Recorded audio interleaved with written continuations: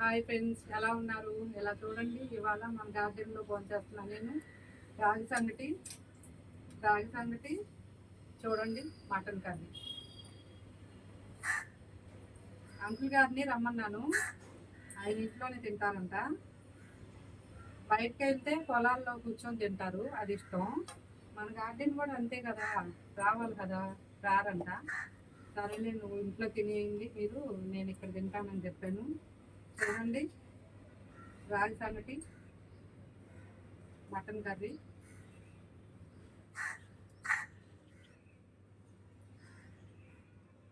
Super, భలే ఉంది. దోసకాయ మటన్ కాంబినేషన్ అదిరింది, చాలా బాగుంది. మీరు కూడా ట్రై చేయండి ఒకసారి, చాలా చాలా బాగుంది.